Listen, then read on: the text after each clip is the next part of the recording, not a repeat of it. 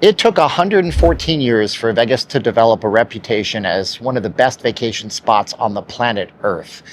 But it took only 6 years for Vegas to completely shred that reputation, throw it in the toilet, and laugh at you along the way. And in this video, we're going to be going over all of the missteps, all of the corporate greed, all of the price hikes, all of the gouging, and all of the ways that this has led to you being, quite frankly, outright abused while you're here on vacation.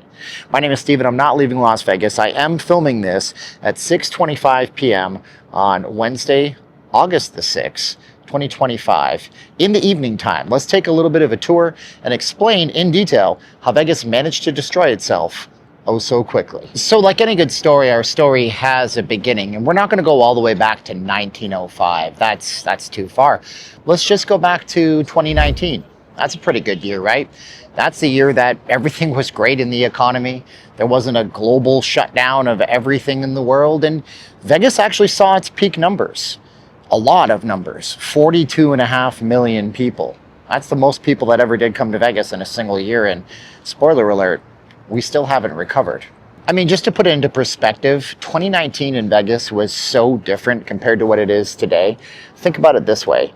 Back then, you could get a steak and eggs deal on the Strip for literally $5. Ocean's One, which is now long gone over at the Planet Hollywood, had 3 drinks for $10.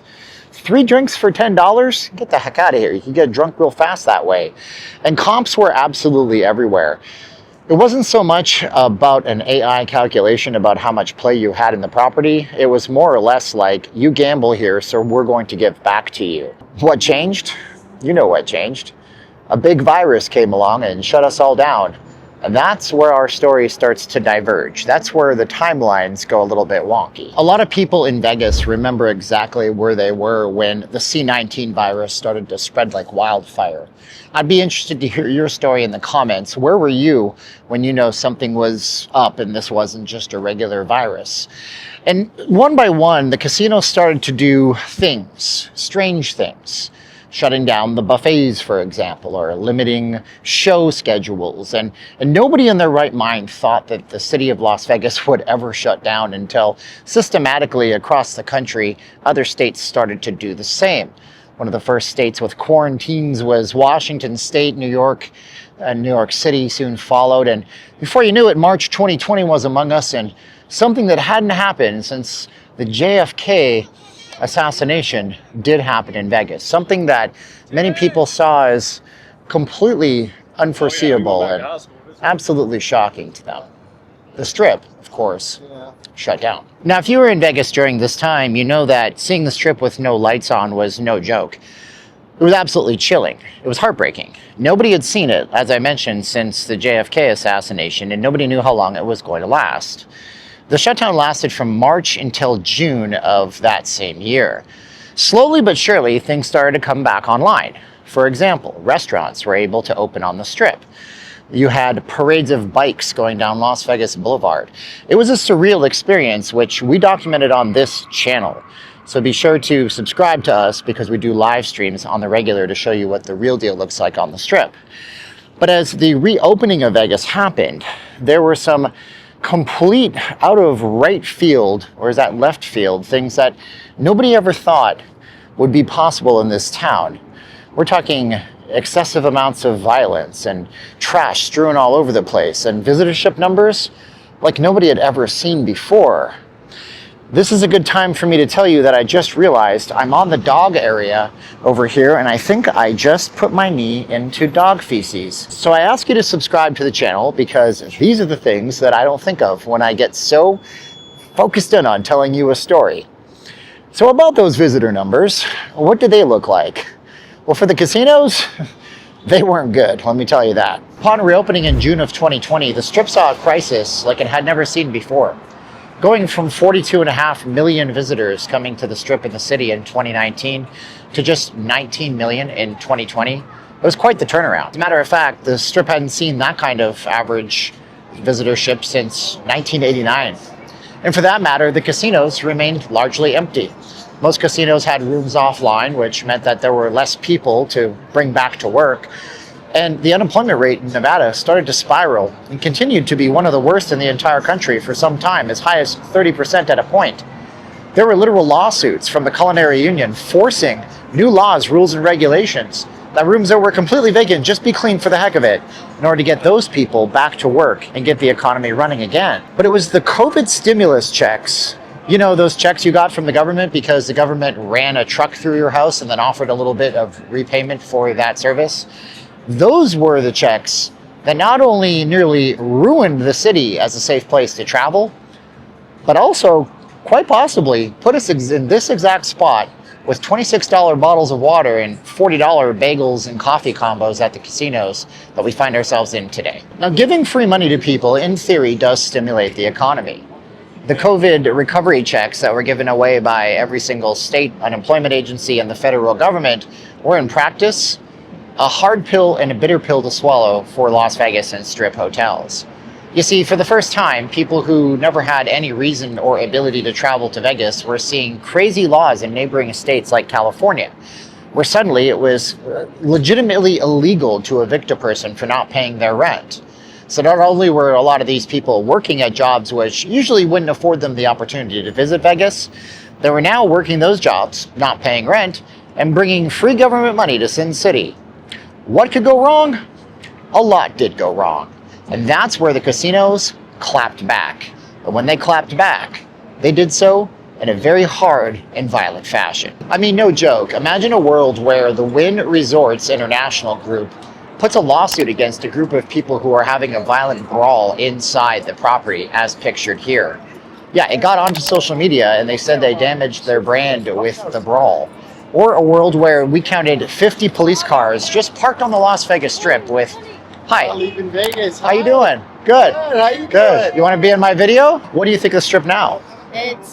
We love the Strip. Yeah, I mean, but it we're has- always it here, has but been it's slow. Yeah. yeah, Is it slow? it's been- Yeah. Is it more expensive this time? yes, it is. Actually, our last trip we were over that Resorts World, Yeah. and we did notice that when we first got there, they charged for parking. Yeah. But the very next day, they took the parking away. Wow. But they still had the resort fees, and it's the highest resort fees on the Strip. So, Man, I'm sorry to hear that. And so that is the kind of crowd that Vegas wanted. The problem with the low fees and the low rates and attracting a mass amount of people to try to rebuild Vegas meant that you attracted people that weren't like that nice family from Utah. I mean, it got so bad that the sheriff of Metro at the time, I believe it was Joe Lombardo, even flat out said, it's the cheap room rates that are bringing this kind of person to Vegas. Fix it. And the casinos did fix it. Unfortunately, their fix led to the situation that we're in today. A situation where the common person is priced out. Because as it goes in sales, you can sell a million things with $1 profit a million times and make $1 million. But what if you want to just go for the big kill? Make one sale, one time for $1 million. Don't you ultimately end up in the exact same place? Now, it was during this time that Vegas had a problem that nobody wanted to admit.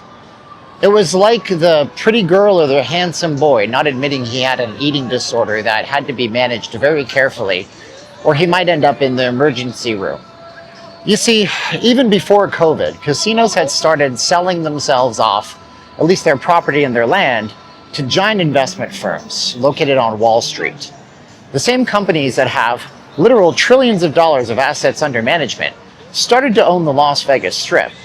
So turning a massive profit for the agreements that they had with these giant hedge funds and Wall Street corporations became even more important.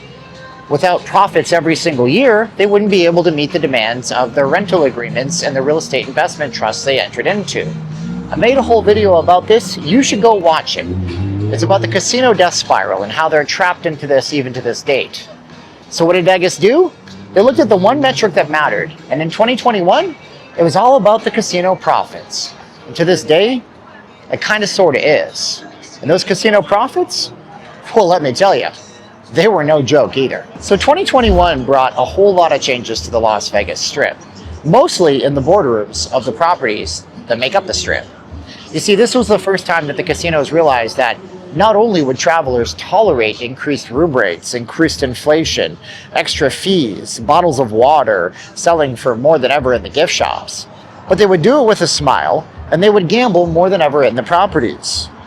Why, pray tell, would people actually pay more money to come to Vegas? Well, the answer to that is something called revenge tourism. And it was simple, really. People were willing to go and travel, no matter how much it costs. A lot of them saved money up during the pandemic with less eating out and less things in their life, and they were just ready to let it rip. And how much did these properties make? A staggering $11.5 billion to the casino properties on the Las Vegas Strip. But if 2021 was the year where the casinos learned that they would be able to take advantage of the consumer and increase the fees, 2022 was when a lot of them realized that the real money on the Strip wasn't actually in owning real estate. It was in selling out entirely and setting themselves up for the casino death spiral that we talked about a few minutes ago. So 2022 saw a resurgence of tourism on the Las Vegas Strip, with 38.8 million people returning to town, nearly pre-pandemic numbers. The problem with 2022 that got us to where we are today is the massive amount of corporate ownership that came out of this year. You see more and more common were casinos selling out the land and the building that they were in to companies like Blackstone and Beachy International in order to get cash, in order to build projects outside of the city. This set up a cycle, making 2022 the year of ever-increasing resort fees, inflation on food costs, things like early check-in fees, and paid parking when you're already a guest at the property. And if 2022 was the year of increasing corporatization of the Las Vegas Strip, then 2023 was the year of inflationary costs on everything else required to stay in town. So not only is it loud, not only am I competing with the drummer, but the escalators are out of order. So my second call to action for you to subscribe if you're getting any kind of value out of this video. We put a lot of research in. We do them every week, and we do live streams too. So subscribe to the channel as we transport ourselves up teleportation editing style to talk about how 2023 ended up being the worst year of all for resort room prices. 2024, a year that started off with a bang. Vegas hosted a CES show that attracted more visitors than any other year since COVID reopening. And heck, we hosted the Super Bowl in February, and by some accounts, it was one of the most successful Super Bowls of all time in terms of host cities. So what happened during 2024, and how did people start to become so hostile towards the city? It was the little fees, it was social media, and it was a lot of you having run out of post-COVID recovery money and realizing that the Strip just wasn't made for you anymore. And what did you do? You turned to social media. Here we go! Oh shit! I remember my first drink. You turned to social media. 180! That's why you need to subscribe. It's a plea. 280! Right now, hit the subscribe button for that guy alone, because that guy is winning. Let's talk about 2024 and 2025. So 2024 did indeed bring many, many changes to Vegas and the tourists coming into town. Mainly, it brought awareness. You see, we had gotten over the point, the COVID travel hump, the place where we would come to Vegas at any costs, and people had started looking at their pocketbooks more in 2024. In 2024, there was the uncertainty of the American presidential election. And in 2024, people were getting walloped by the prices of common things like groceries and car insurance. This kind of came to a head with the realization that no matter how hard they tried, they hadn't made F1 for locals or for visitors from North America, and that no matter what was happening, the prices of things in Vegas would just continuously go up. This was accentuated with online personalities like myself, I hate the term influencer, showing you guys the everyday abuses that were happening. And it was even amplified by regular folks who were just taking pictures of things like $26 bottles of water at a minibar in the Aria, or the man gambling at the high rollers table at Resorts World who was denied something as simple as a fruit smoothie, regardless of the fact he was making $25,000 bets on a card table. This, compounded with pent-up frustration and aggravation about not being treated well by big corporations, just caused people to quit coming here. And it's caused people like me to be able to report on something that we have been talking about since last fall, when everybody else told us that we were crazy. So if you don't think we're crazy, you might consider subscribing to the channel. We do updates like this all the time, and I do live streams 3 times a week. And special thanks go out for those who are also not crazy. That's the people you see on my screen right now. These are our Patreon members, and they get their name in the credits of all of our videos, as well as up to 3 hours of extra content on our Patreon. So make sure you go to patreon.com/notleavinglasvegas, sign up to get extra content and support the channel. And even if you don't pay for it, you can get on the free tier and still get extra free content, and also get replays of all of our videos, which I make unlisted after they go live. So thanks so much for watching, sharing, liking, and tell me the reasons why you think Vegas is struggling as much as it is, and if it can come back. I don't know what the next steps are, but if you stay tuned to this channel and others like it, although I think I might be the only one doing analysis like this, you'll be sure to know what to expect when you come into town in the future. Leave us a comment below. Now's the time of the video where we say 3, 2, 1, click. And I'll be sure to put a link in the first pinned comment of this video by our Patreon, which will contain our entire playlist of economics in Vegas, the real talk that nobody will tell you. My name is Steven. I'm the only person on a YouTube channel that's not trying to audition for a casino role.